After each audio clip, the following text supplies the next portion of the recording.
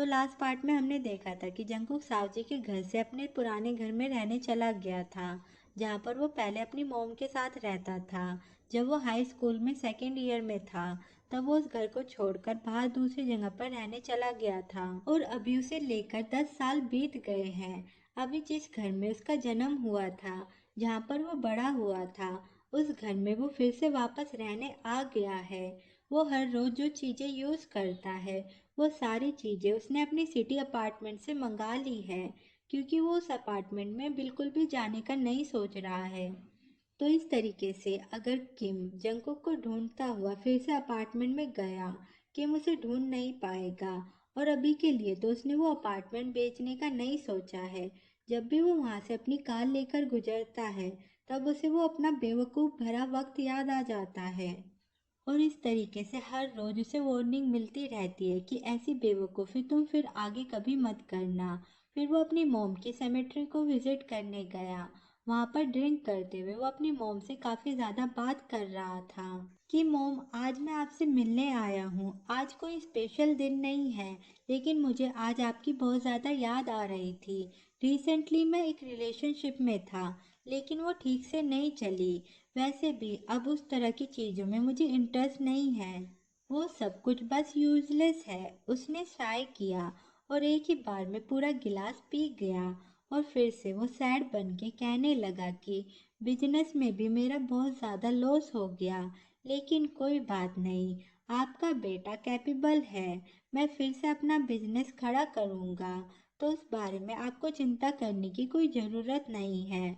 पता नहीं आप वहाँ पर क्या कर रही होगी। आप बहुत जल्दी चली गई। अगर मैं बड़ा हो जाता, उसके बाद जाती, तो फिर मैं ये बोलते हुए वो रुक गया। उसकी आंखों से आंसू आ गए कि मैं आपको मेरी फेलियर रिस्पेक्ट भी दिखाना चाहता था। आप इतनी जल्दी क्यों चली गई?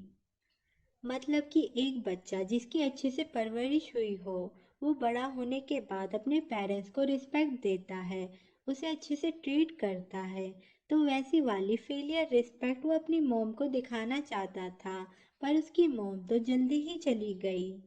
और अभी जंकुक रोते हुए उससे कह रहा है कि लोग बोल रहे हैं कि मैं एक अच्छा पर्सन नहीं हूँ, इसमें आपकी ही गलती है। आप मुझे अच्छे से परवरिश देने बिना ही यहाँ से क्यों चली गई? और अभी जंकुक को ये बहुत ही ज़्यादा अजीब लग रहा है कि कितनी अजीब बात है।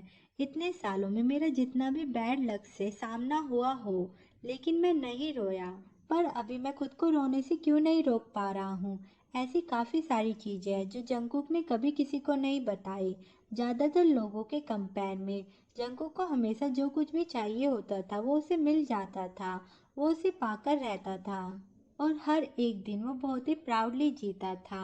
वो खुद को जेलिसी में नहीं डूबने देना चाहता था कि मेरे पास मोम नहीं है, तो फिर मुझे उन फालतू लोगों से जेलस होने की कोई ज़रूरत नहीं है। नहीं तो फिर ये बहुत ही हंसने वाली बात हो जाएगी। फिर वो अपने आंसू को वाइप करता है कि लेकिन आपको चिंता करने की कोई ज़रूरत नहीं है। मैं घर में सब कुछ संभाल रहा हूँ। रिसेंटली मैंने चेयूब को आर्मी में भेजा था और अभी वो बच्चा बहुत ही ज़्यादा मैच्योर होने लगा है। और इन पिछले कुछ दिनों से मैं अपना पूरा सामान हमारे घर में वापस ला रहा हूँ। अब मैं यहीं पर रहने की प्लानिंग कर रहा हूँ। जब तक मैं जिंदा रहूँगा तब तक मैं यहीं पर रहूँगा।